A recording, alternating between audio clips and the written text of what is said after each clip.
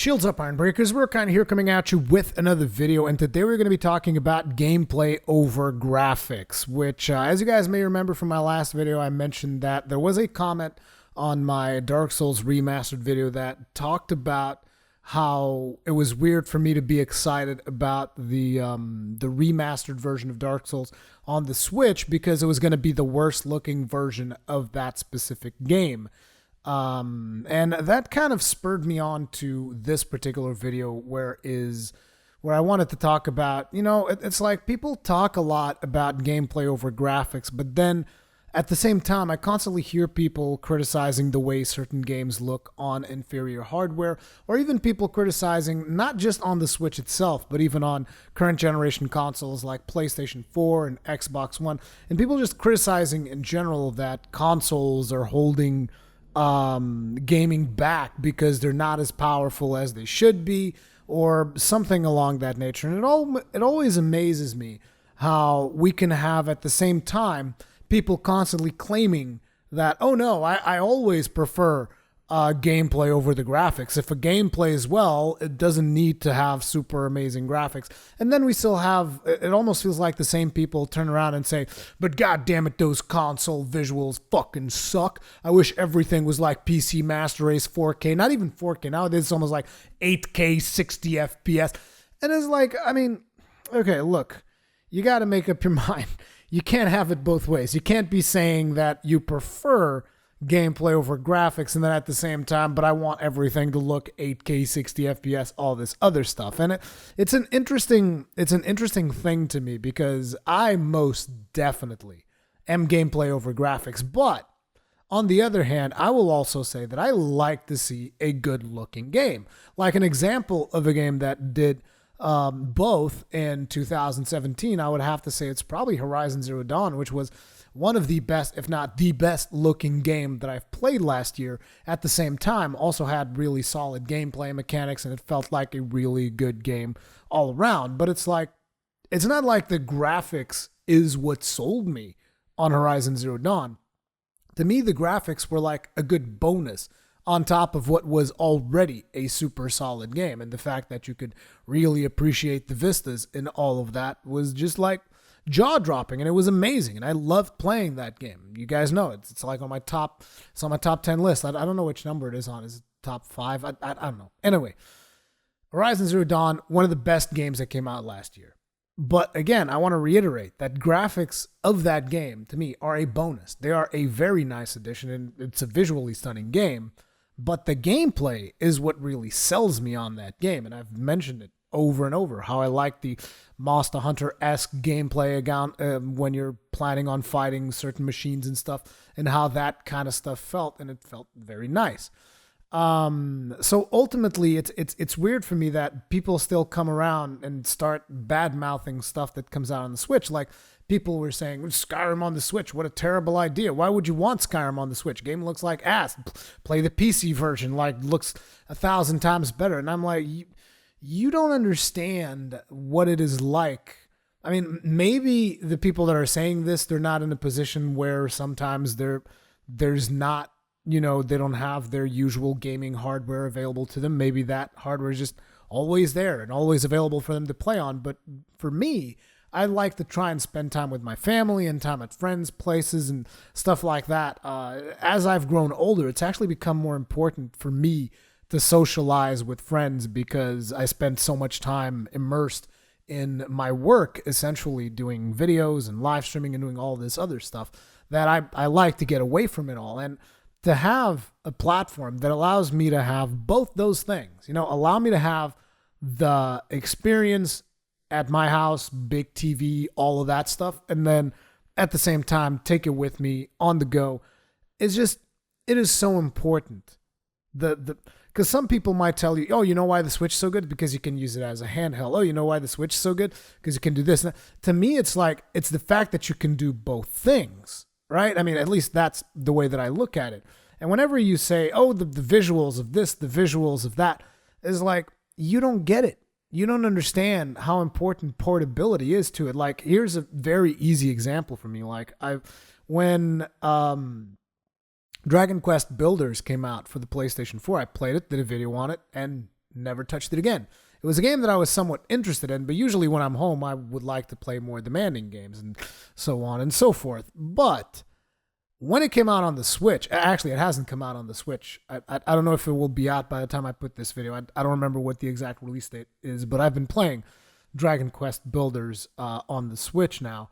And it's like I got way more into it simply because I took it with me to my parents' place on Sunday whenever we have lunch together and stuff. So we have lunch, we hang out for a little bit, then they like to watch TV and football games and stuff like that. And I'm just like, oh, I'm going to play my Switch a little bit, play some Dragon Quest Builders, and that made a difference.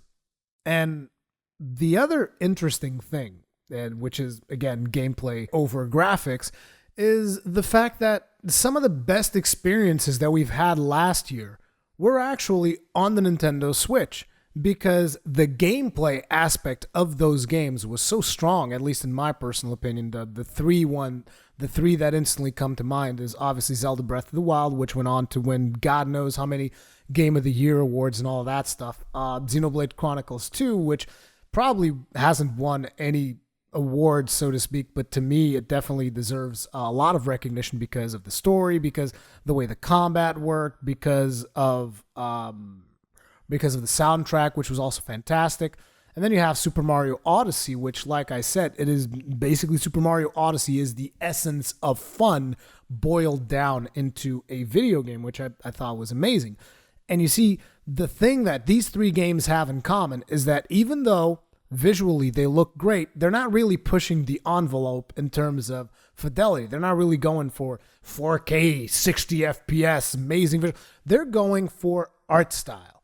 They have a beautiful art style that really makes these three games stand out in different ways, I might add. These beautiful art styles that these games present that really get you immersed in them, at the same time providing unique ways to experience a video game with their unique gameplay mechanics, whether that's Zelda's exploration, Super Mario Odyssey's own exploration, where you're trying to hunt down power moons and doing all of these other things, and Xenoblade Chronicles 2 story and also exploration, because it still has a big exploration context, and the way that you do combat in Xenoblade Chronicles 2, the way that you do combat, and you can approach different puzzles, and the freedom that you have in Zelda Breath of the Wild, as well as even some of those freedoms that you have in Super Mario Odyssey as well. It's like all of these three games, what do they have in common? Amazing gameplay mechanics. Amazing gameplay mechanics. And at the same time, visually, they still look good. They don't look, mind-blowing. I mean, I do guess that Zelda does look mind-blowing because the art style on that game is friggin' fantastic.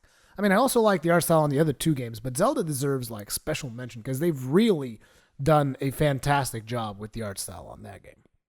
But ultimately, it's not just about the visuals, people. It's about the gameplay experience. And as much as people like to say gameplay over graphics, they also like to turn around and instantly say, oh, but my game is running on 4K, 60 FPS, 1080 Ti, all of these things. And you understand, not everyone can afford those expensive rigs. Like, I know I can't, and I'm friggin' in the industry here looking at video games and stuff like that, and I can't afford it because, quite simply, YouTube revenue and whatever. You guys know the deal with that. But ultimately, it's like, to me, to sometimes see these things being put into question, like specifically with Dark Souls, like, do you think Dark Souls needs to look like fucking 8K 60 FPS to be a good game? No. The game was friggin' fantastic, and it was the best game I had ever played when it was running at less than 720p on a PlayStation 3, and it made me so happy to experience the game like that. Like, sure, remastered version on the PS4 is going to look fantastic, and I'm going to play that as well. And on the PC, it's going to probably look even more amazing. And that's the thing. I'm going to be playing probably Dark Souls across all of the platforms. But ultimately, it really annoyed me to read a comment of people like, why would you play it on the Switch? It's going to look like garbage. It's like, I would play it on the Switch because, for one, it's going to have a completely new community on there of people who probably haven't even tried Dark Souls. It's going to be interesting to do Jolly Cooperation, see people experience and stuff. Even watching YouTube videos of people who've never played Dark Souls. Like, you guys, above anyone else, should be excited about this. Everyone that watches my stuff, that watched me from the beginning and saw me just like stumble across Dark Souls as I was a noob, you guys should be excited for this stuff, because it's going to be interesting to see the way that people tackle the challenges of Dark Souls on the Nintendo Switch with a whole new set of people. Even on the PS4, I think we're going to be getting a whole new set of people that might have not played it on the previous generation or on the PC. Who knows? Because basically it's going to put Dark Souls speaking again in everyone's mouths. People are going to be talking about, oh man, Dark Souls 6-player, multiplayer mayhem, all of these other interesting things. But ultimately, I guess the point of the video is that, look, just because something might not look as good as you expect on the Nintendo Switch, that does not make it a bad thing. Like, I am probably going to play Skyrim for real for the first time on Nintendo Switch, because I played a little bit of it on the PC and I got burned out. But playing it on the Switch is so much more freeing. The fact that you can just take it from your home and just take it with you anywhere, play it that way. It's I don't know. I guess it's still, the novelty of Switch is still not lost on me, which is weird because it's been almost a year now.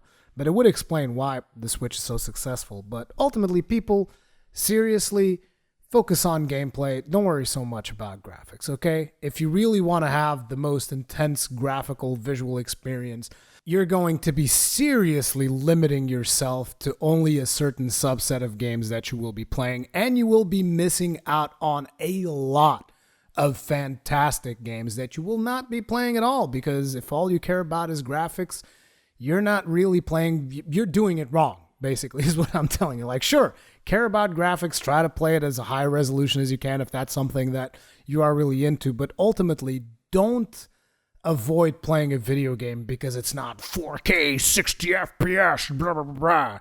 You know what I'm saying? Anyway, thank you guys very much for watching the video, and I'll see you guys in the next one.